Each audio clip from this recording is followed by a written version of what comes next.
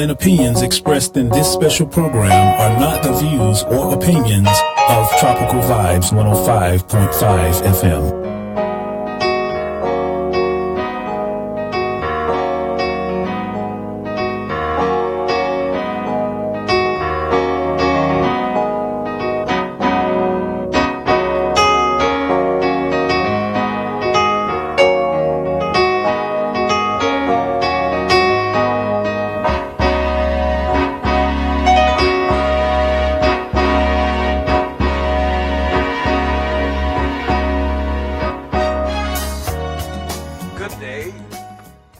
Welcome to Leadership Empowerment. I'm Bernard Young, and I am the host of the show today. And our theme today, as we seek to energize you, educate you, and give you a fresh perspective in areas of nation building, our theme specifically in nation building today will be professionalism and teamwork in environments in transition. Professionalism and teamwork in environments in transition. Let us pray. We thank you, Lord, for this new day, this privilege, this opportunity to once again be a servant of your word of the truth. Yes, Lord, you purvey and peruse all dimensions of life. You are the architect of every area of endeavor. And while we seek to, over these 60 minutes, through the airwaves, over the platforms of the internet and the radio, to enlighten people's understanding and bring them to a higher plane of consciousness and awareness, so that their decisions can be more informed and they can live more productive and fruitful lives. Help us, help me, in this moment of time to represent the truth honestly, sincerely, and may the hearers grow, and may we be that light that pierced the darkness. We thank you now, the awesome name of Jesus Christ, your Son. Amen.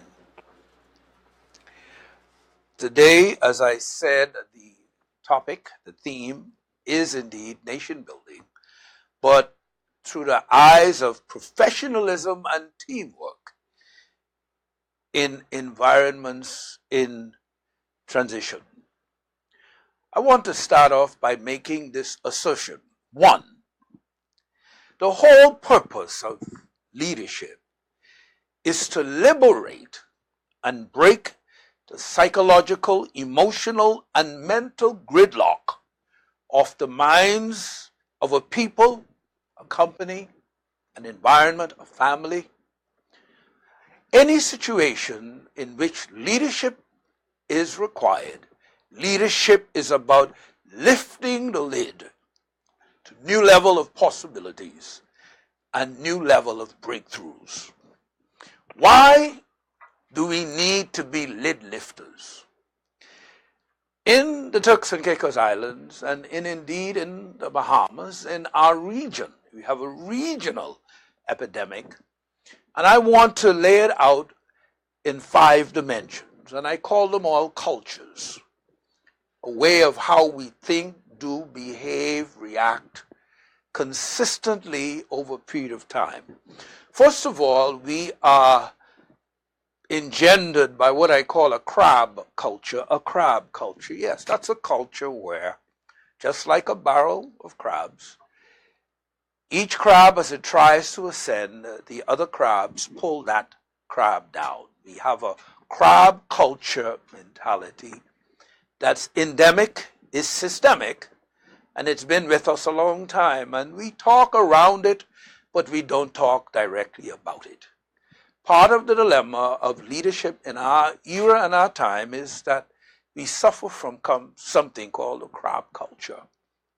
And with a crab culture of pulling down, others are trying to get up. And as a result of that, it creates a greed culture, driven by things, by land, by houses, by opportunities, by privilege.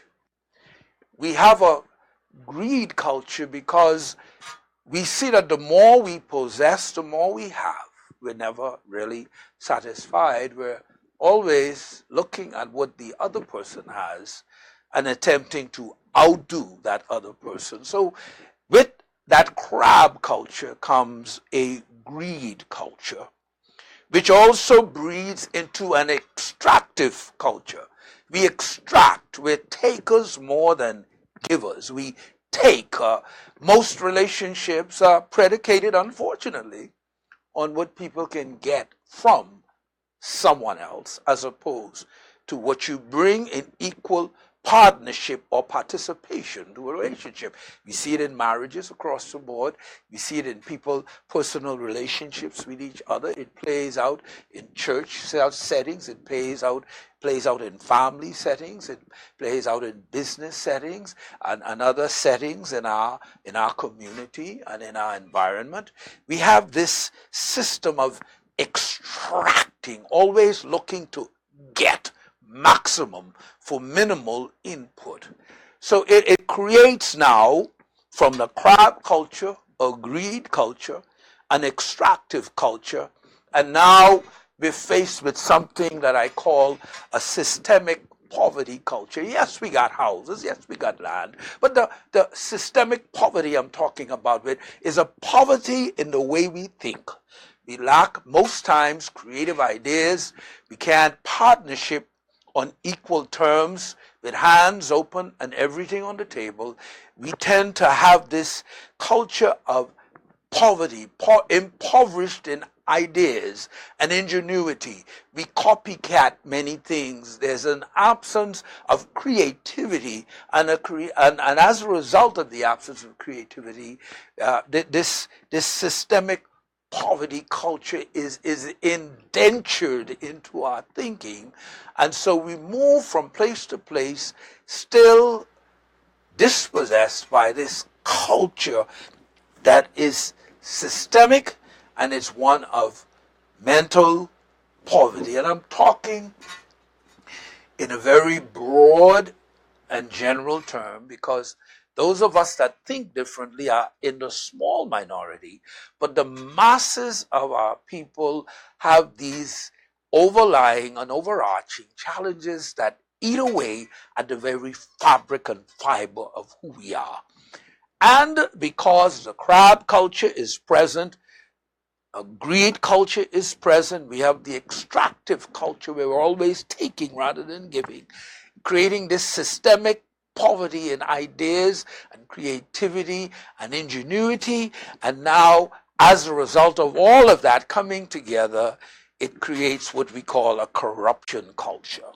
A culture where most times we look at how to get it quickly, never having to always pay the price of what it takes to get things the right way. And that is now bred into second, third generation of thinking in our offspring, and it's creating a whole lot of problems. We see some of the underlying problems with our criminal enterprise and the constant struggle we're having, because at the end of the day, someone else wants what another person has, and they're willing to go to any length to take it, even by force, because there is a systemic greed culture driven by a crab culture, driven by an extractive culture, culminating in a systemic poverty culture that's now a corruption culture, full-blown. So we'll take you out to have what you have. And now what's dangerous about that is inbred in our children, our offspring, and it's now proliferating beyond the natural norm. So we have an explosion and an epidemic that we're fighting with resources of more police, more cars, more prisons, the bigger prisons. We're fighting it with more manpower. We're fighting it with a whole lot of other things, and the church is praying and and decreeing and declaring over the land, but the problem still is pervasive and the problem still exists. It has not gone away. In fact, it's escalating even amidst the plethora of churches that we have. And we have churches per square mile more than most places, and more pastors and more people who claim to know God and say we are a God-fearing people. Yet amidst this proliferation of explosive crime among us, so much so it's threatening the rating of the country, it's threatening for bulletins to go out from the U.S. to lodge against the Turks and Caicos, which could affect the tourism, because we're a very fragile economy. 70 to 80% of what happens is dependent upon tourism, and we're not diversified enough. So we are caught in a trap. We are in quicksand. We're in a bog. We're in what I call a morass. The more you struggle, it seems, the deeper you sink. And it's really going to take a whole different approach to nation building, to people building, to resource development, a whole lot of other initiatives that have to come on board to start to turn the curve and start to make some changes. But today, my theme, and coming out of this whole systemic crab culture, greed culture, systemic poverty culture, extractive culture, not corruptive culture, corruption culture, I'm proposing and suggesting something that is necessary for us to begin to understand and better articulate and better mentally navigate and better comprehend without feelings and emotions and people's feelings getting hurt, and people being thin-skinned, and we don't have time for that. We're in deep, deep, deep trouble. And as a result of that deep trouble, we have to really put every weight aside, lay everything aside, and really begin to look at ourselves through the mirror of truth, to reflect upon ourselves and look inwardly, to look at ourselves to see indeed what we're becoming. We have a lot of things. We're things driven, money driven, asset driven, houses and land driven. We have this proclivity, this propensity towards things, but the values that once was a part of who we are as a people have been long lost. And what we replace our values with cannot be self-sustaining. And though we give our children more things, we've not given them the core values that was once a part of the Turks and Caicos. That is really what they need. Because if the future is to be secure, we must jump track, change gear, and get on another track. And everyone knows when it's time to jump track, you must slow the momentum of the train down.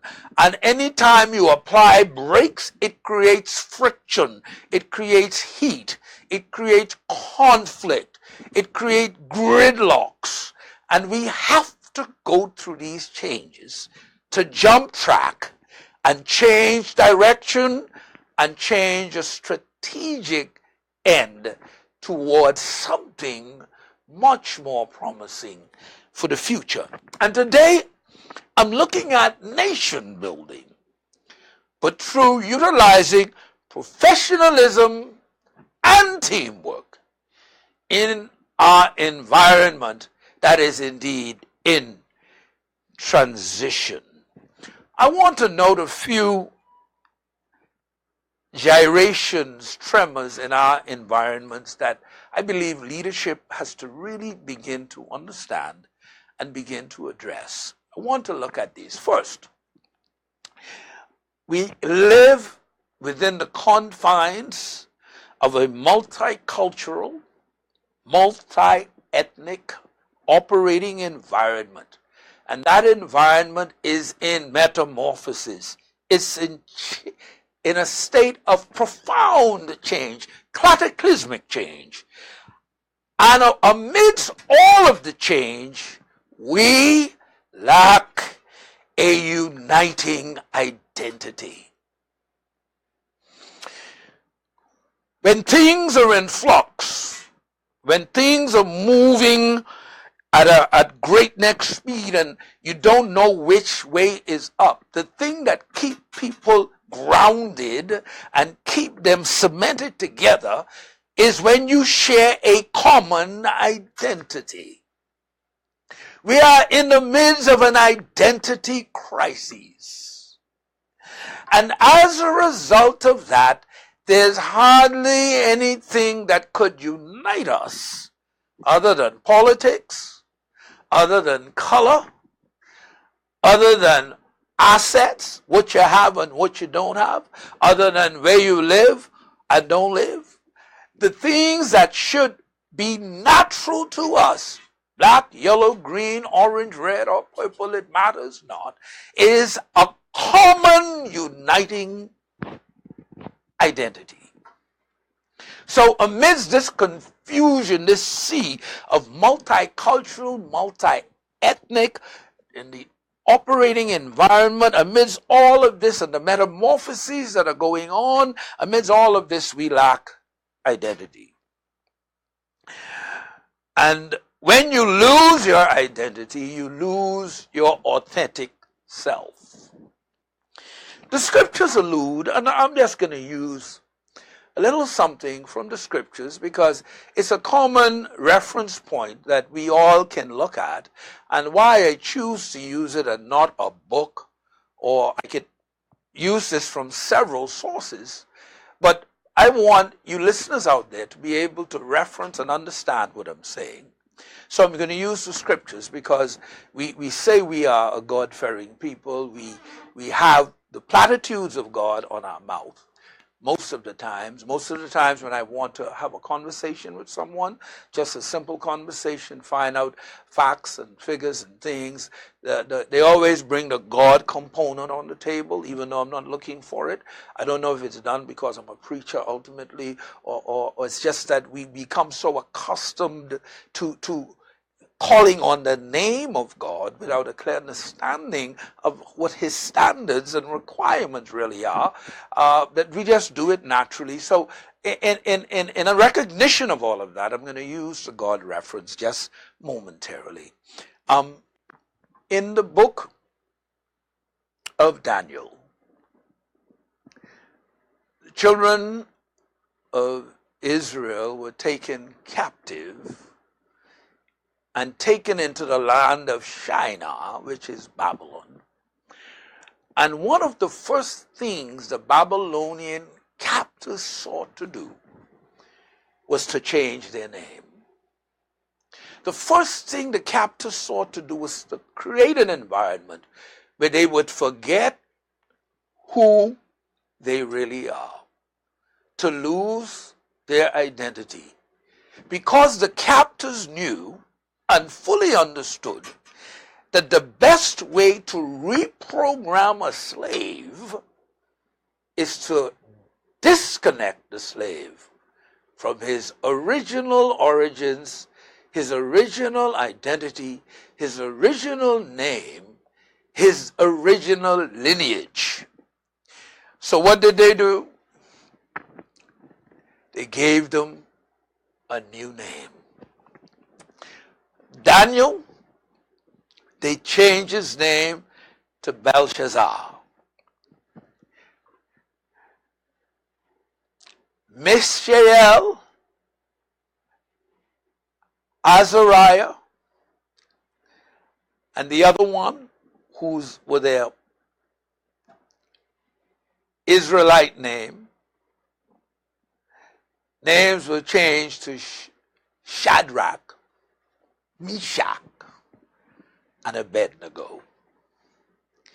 They showered them with a different kind of culture, mentality, taught them different things of geography and history and mathematics, tried to reprogram their thinking, but they were so connected to their original authentic culture, which was God-fearing, that the captors' attempt to negate their history, their connection with their homeland, their identity proved futile. And we know the story goes on in many instances to show where they had an indelible, unchangeable, unalterable belief in the one and only God, which was the uniting factor between all of them that brought them into one mind, one spirit, one heart, even in the face of an environment in explosive transition in Babylon. In like manner, in the Turks and Caicos, we lack that uniting identity, that uniting truth, that would bind us together, notwithstanding anything anyone else says or does.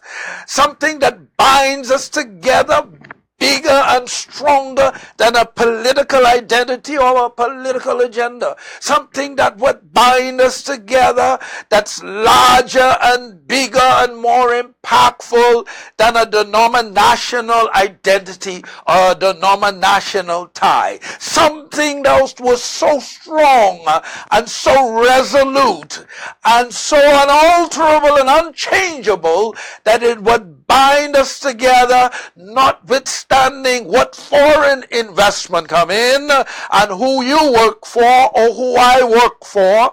I am still so connected to you. That's what Shadrach, Meshach, Abednego, and Daniel had in their place of captivity. A uniting identity. And that's the first thing we lack. Leaders, we lack an identity of unification and oneness. So, the second dilemma in our current environment is that we've been inundated with massive infrastructural expansion and development over the last 14 years. And those developments have been focused primarily in provinciales, yes. And the lion's share of those inward investment and inward investment flows are under the control of foreign investment representation. Look at that. We are decimated with our identity. We have massive growth and development that's from outside, and everything coming from outside has its own identity and culture that's strong, that's resolute, that will not change, that seeks to superimpose itself in your jurisdiction and override over whatever culture pre-existed before its presence here. So, we're tossed to and fro like a ship in the middle of the ocean without a rudder, without ballast, without an anchor. And we're in a turbulent storm, and leaders are on deck, giving orders, do this, do that. But the ship itself is tossed in a turbulent sea. And the reefs are near. And the skies are dark. And when you have no real understanding of position where you are, it is akin to being on a ship without a compass, without a vision, the people perish. Without a clearly defined and resolute and strong vision that's imparted with tenacity and drive into the spirit and heart of the very people who has to be rescued, we will not and cannot understand where we're going. Indeed, where we really are. So this massive inflow of infrastructural development, we call it progress, yes, and it is progress, is good. But it has to be navigated, it has to be led, it has to be understood, it has to be articulated in a way, it has to be negotiated in a way that our people don't get left behind, because what you feel and sense today is that the massive infrastructural growth has gone forward and the people are left spinning wheels. They're not in control of the environment. They're not in control of their situation, giving a sense that you're not in control of your country, giving a sense that you're not in control of your life, giving a sense that you're an indentured slave to someone else's agenda. That breeds frustration. It breeds anger. It breeds misunderstanding. It breeds mistrust. It breeds an accusatory climate where everybody's accusing the other person of this or that. It doesn't build capacity to grow and develop. And here we are, inundated by these challenges amidst the crowd culture, amidst the greed, amidst the systemic poverty, amidst the extractive culture, amidst the corruption culture and everything else. And there's growth and development, but it's moving away from you. It's akin to having a house and then finding yourself outside the house, at the window, looking inside the house that used to be yours. And now someone else is inside. They're near the fireplace is going. They're enjoying the eggnog. They're toasting the glass, and you're outside. All I'm saying to those of you listening to me out there, particularly leaders, is creating and has created an anger, a pushback. Amidst all of this, there is a massive drain and pressure that's placed on our educational and healthcare services and infrastructures. And it's because most of the people that are benefiting from it have no capacity to contribute to it, to the extent and to the degree and to the level to which they're extracting from it. That's part of that extractive culture. So there's a drain on our educational system, a drain on our healthcare system and our infrastructural systems connected to those two key areas. There's a drain on our housing, adequate housing, and people are having to now pay through their eye teeth and pay very high prices in many instances for lackluster facilities and accommodations, only because the environment has been marketed as high-end. But high-end for who? And high-end for whose benefit? It's definitely not the benefit of the masses of people who inhabit these islands and this archipelago. Along with this, there is a dire need for massive human development, massive training initiatives across every level of life, across government level, across corporate level, across family levels, across church levels, across community level, across philanthropic levels, every level in the country. There's a need for a great, massive input of resources to train and bring our people up to a higher standard of operation. There is this need that is so pressing that it inculcates that it should take the lion's share of our resources to build our people, to force them upward, to give them better opportunities, bring them into a consciousness of what living in a 21st century global environment that's competitive really is. We are competing for scarce resources in the international arena. We are competing with other countries for loans and drawdowns. We are competing for the inflow of foreign investment. We are competing for the inflow of tourist dollars. We have a dire need right now to seriously examine economic diversification.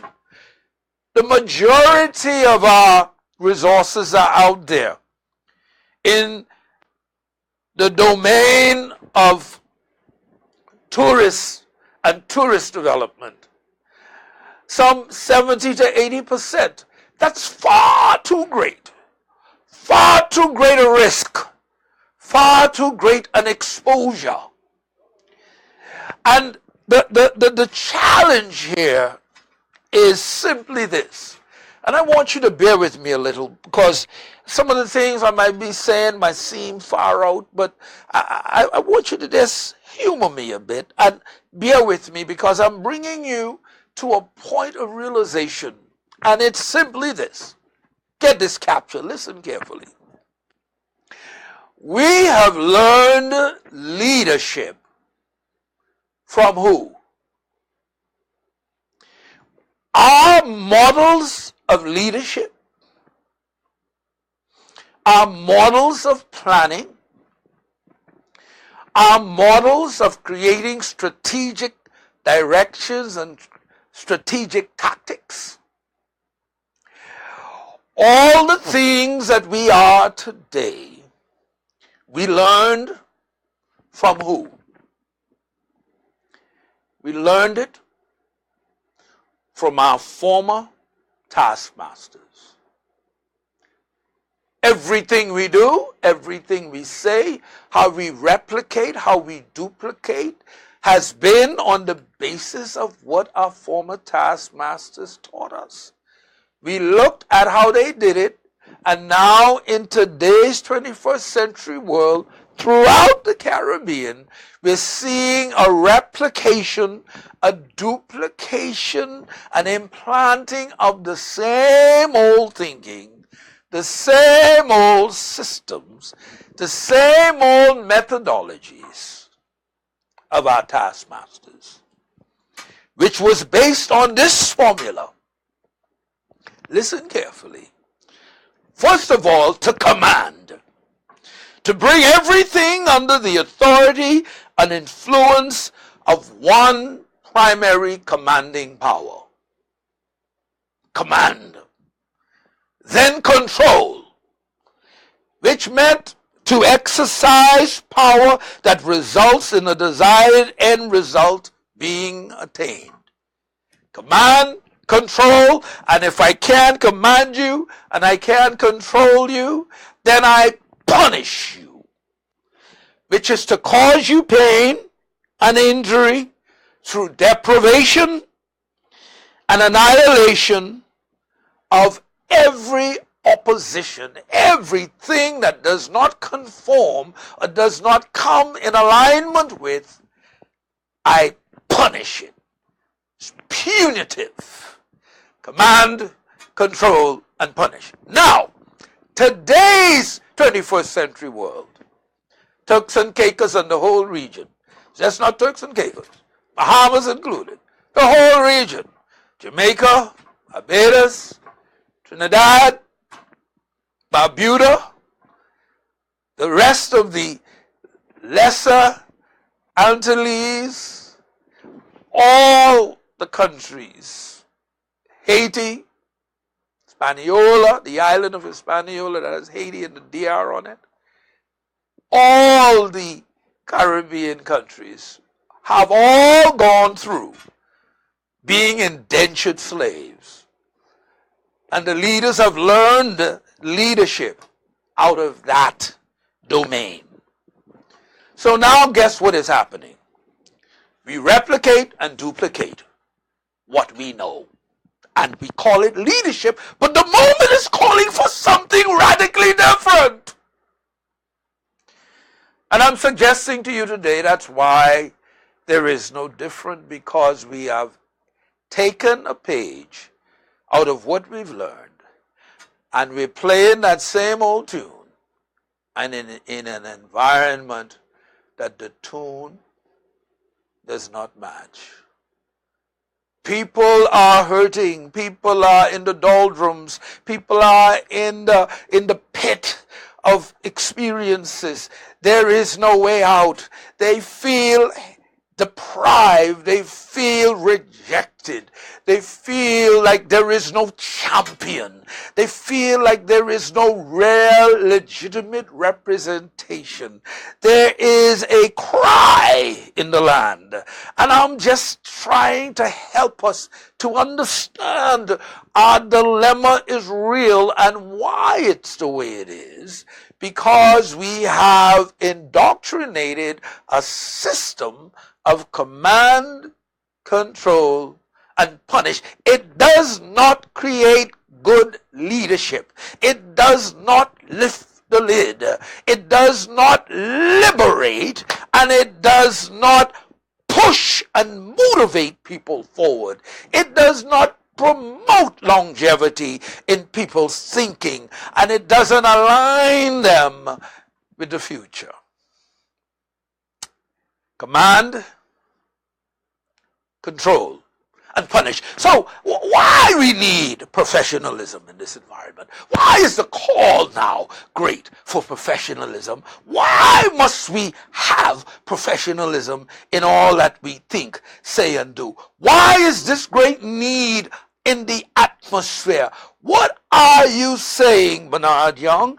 I'm saying that what the moment is calling for is a different praxis, a different mental construct on what leadership really is, to design in the moment. And God Almighty Himself is demanding a different response from leadership across the board. This ain't just leadership in one area. Leadership in our homes. Part of our crime problems is the systemic problems in our homes. We're not nurturing our children. We've given them things without values. We've given them expensive toys and cars and prizes and trinkets without enduring immovable values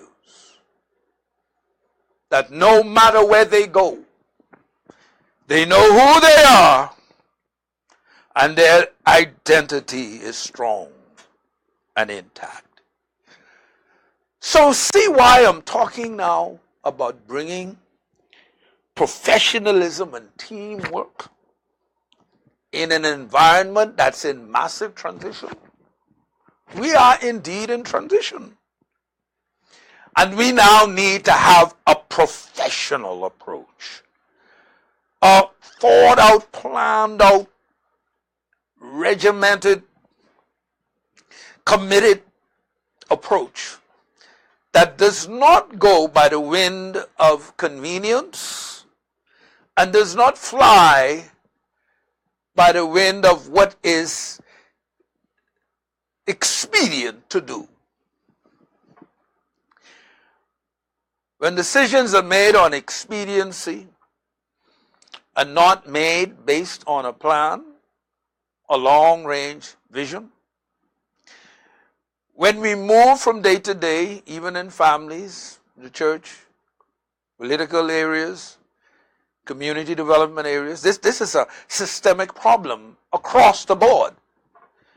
And it doesn't just happen in one quarter to the exclusion of another quarter. I'm talking about something that's systemic.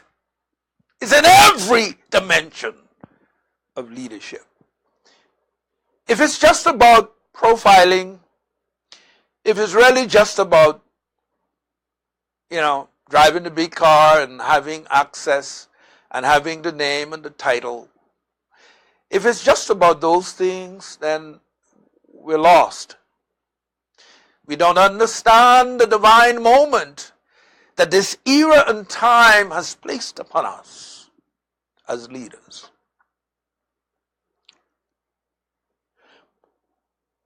What is professionalism? A professional is one who is characterized by a diligent adherence to a strict code of conduct and practice that confirms and stands and inculcates their ethical standards and competence of operation. It ain't a fair weather thing. I'm a professional today and then the next minute I'm doing crazy stuff. No, it's a standard that does not deviate for anything. Why? Because you're a professional. Emotions ain't in it. Expediency ain't in it. It is the right and proper thing to do. Professionalism is the end result of preparation, thinking, activities, execution, and follow-through. It's the end result of competence, transparency, loyalty, confidentiality, and diligence of a professional individual. All these diverse array of qualities are components that must first be present and reside in the thinking and attendant skill sets of the individual laying claim to being a professional. Getting elected don't make me a professional. Being promoted don't make me a professional. Hands being laid on me don't make me a professional. It's an internal commitment to improvement, self-improvement. It's a regimented, non-stop drive in the inside of the person that demands that they reach higher and higher and yet higher still.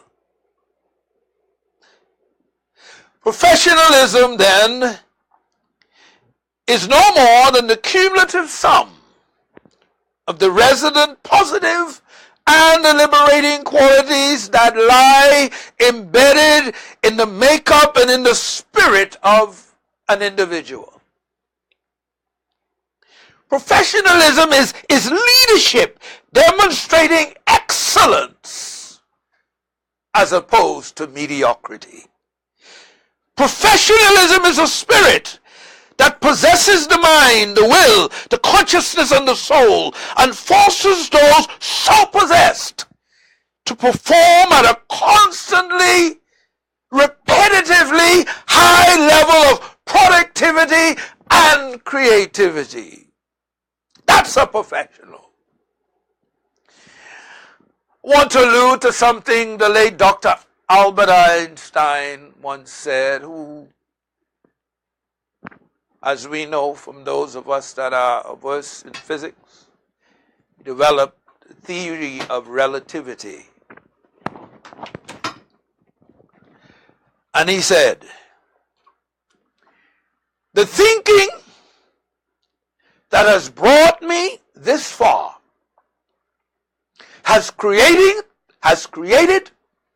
some problems that the same level of thinking cannot solve and will not solve.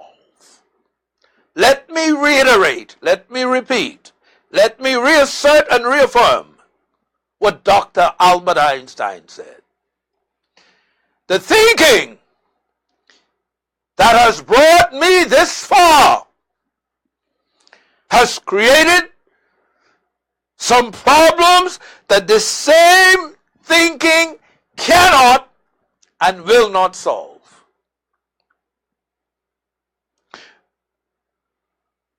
When we fail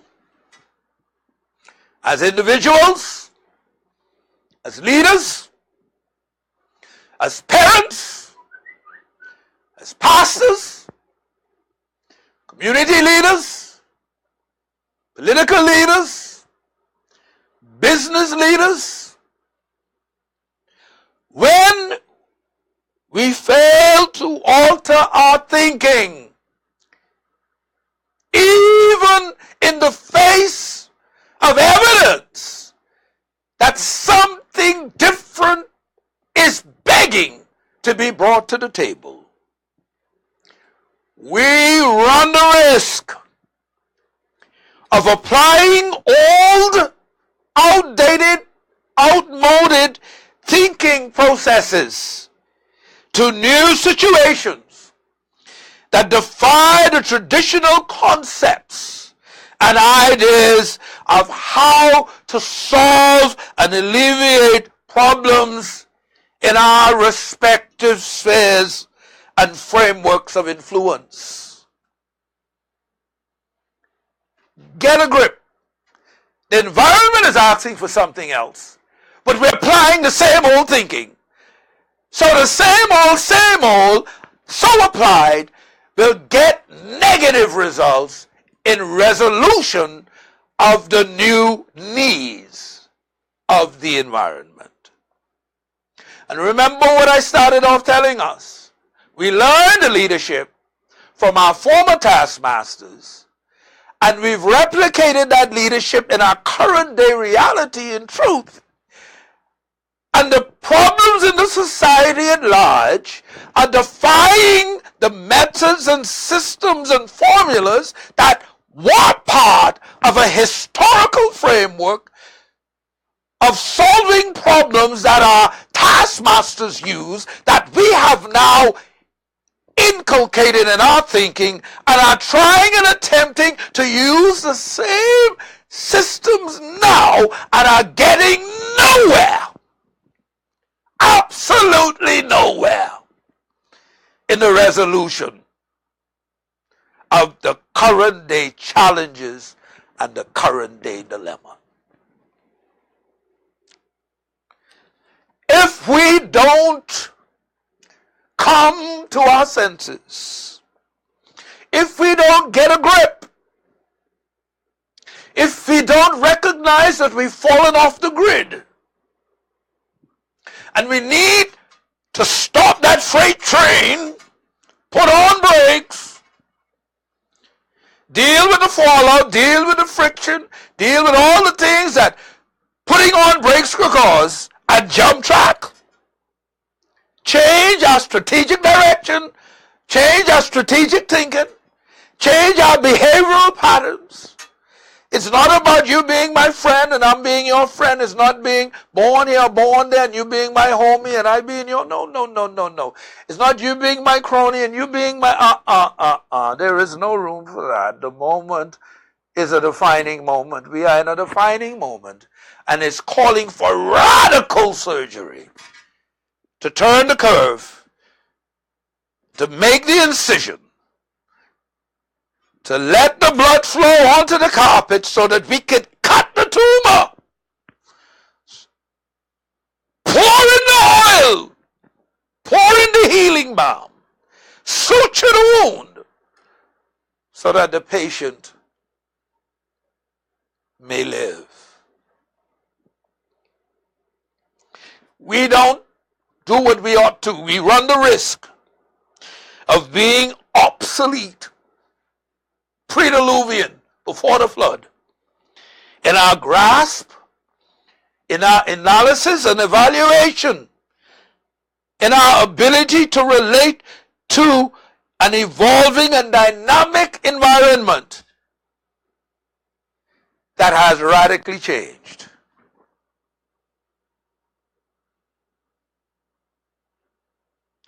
What is it that we really need to do in this moment? And I'm suggesting to you today that it's all about our paradigms. That word paradigms, P-A-R-A-D-I-G-M-S. Our paradigms, which are fixed sets of rules and regulations that establish boundaries in the understanding and thinking that drives us. I came out of the paradigm of Beulah, Lorraine, and Sidney Bernard, how they thought, what their values were. Inculcated, programmed into me, now driving my paradigms. And guess what? I meet up situations in life when the programming they gave me can't work to resolve the situation. So I have to refocus, reassess, reassert, and look at the new paradigm. Or look at changing and altering my old paradigm to fit the new truth of the environment. Paradigms determine the limits and extent of how our understanding and thinking processes deal with new data. Paradigms provide the lens through which we think, understand, and ultimately process information and facts. Every great discovery that was ever made, the discoverer was not hemmed in and bound in and tied in to an old paradigm of how things ought to work. They had to abandon that old thinking, see the thing through a new lens, because that's where the new breakthrough was, and that's where the new discovery lie. They had to shift their thinking. They had to shift their perspective. They had to see it on another plane, on another level, out of a different dimension. Where they were seeing in black and white, they had to now see in color. They had to distinguish the hues and the green and the orange and the tans and the different intricacies of how colors can sometimes blend together. Their minds had to be expanded to be able to extract, much like a surgeon, separate truth from error, righteousness from unrighteousness, light from darkness. They had to see things a different way and be driven by their identity and their desire to do it right. Not what's expedient, but to do it right. It's all about our paradigm. It's all about the fixed sets of rules and regulations that filter data and determine how we will respond to various things in life. Now let me give you an example of powerful influence of paradigms. I'm going to use some historical facts here for you. Galileo, in the 16th century, in Venice, Italy, made a discovery that the earth revolved around the sun. Now, all the thinking up to that time said it didn't happen that way. But he discovered something because he was looking at it out of a different mindset, out of a different paradigm. He was not controlled and hemmed in by the old paradigm of how everybody else saw it. He saw something different. This discovery, listen to me carefully, This discovery so contradicted the conventional wisdom of his day and age that he was literally threatened with torture if he refused to recant his discovery. If you don't make your mind up, we're going to kill you. If you don't change what you're saying, we're going to kill you. If you don't change how you're thinking, we're going to injure you. We're going to hurt you bad. We're going to command, control, and punish if you don't change. The late, great Jacques McCartney was faced because he was a pioneer that saw something differently. And I'm so sad his life terminated before he was able to see the seed of that vision come true. He ran on a different paradigm. He had a different mindset. In time, Galileo's discovery was proven to be right. But it took time for the old-established thinking, the old generation with the fractured mindset, it took time for them to die out. And for a new generation with a new consciousness, with a new acceptability level, to see it as it really was. That the sun didn't revolve around the earth, but it was the other way around. The earth revolved around the sun. I'm going to give you another example, and we're getting close to ending the program today, but we're going to continue this next week because it's a very interesting topic. The theme today, for those of you that are tuning in or getting ready to tune in, it's nation building, professionalism, and teamwork in environments in transition. I've been describing the mammoth and Herculean size of our transitions, and we're going to continue this next week. But another example of the powerful constructive paradigms. During a Swiss watch symposium in 1968, the Swiss inventors brought a new kind of watch that did not fit the old paradigm of how Swiss watches ought to work with all the gears and all the pins. They brought something entirely radically different, and the people who invented it was the Swiss. So some Swiss watchmakers brought to the Swiss symposium a new kind of watch. Didn't function on gears and all them little intricate pieces that turned, and guess what? Their invention was rejected as foolish by the Swiss watch manufacturers.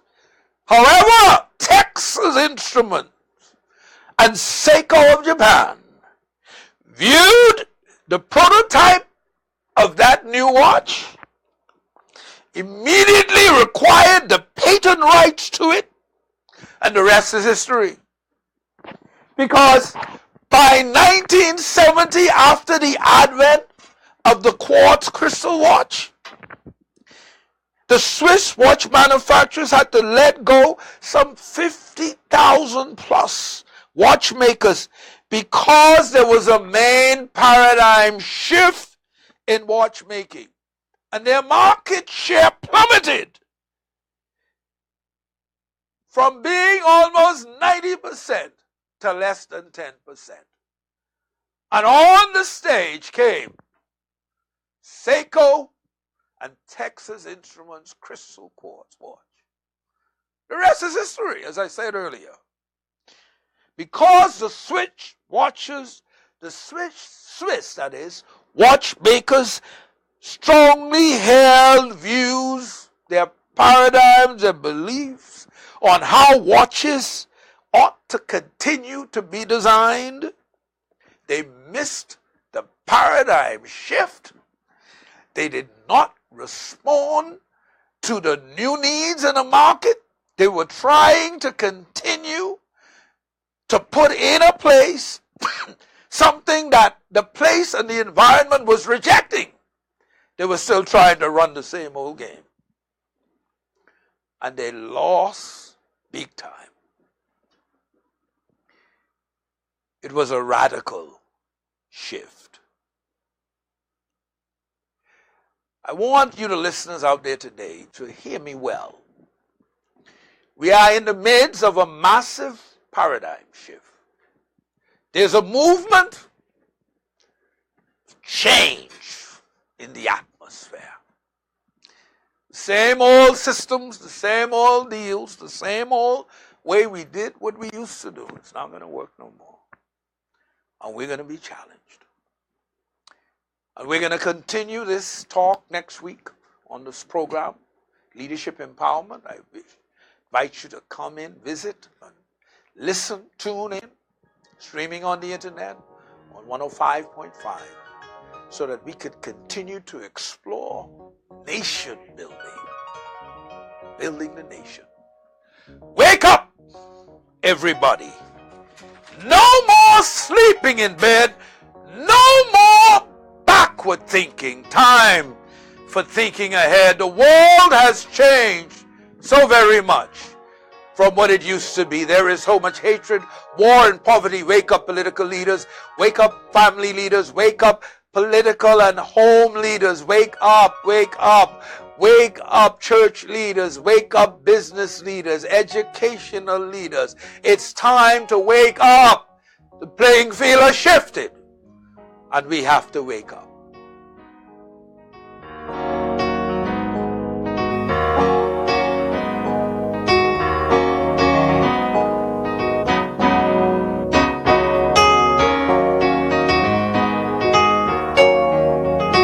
And opinions expressed in the preceding program are the show hosts, their guests and callers, and not the views or opinions of Tropical Vibes 105.5 FM.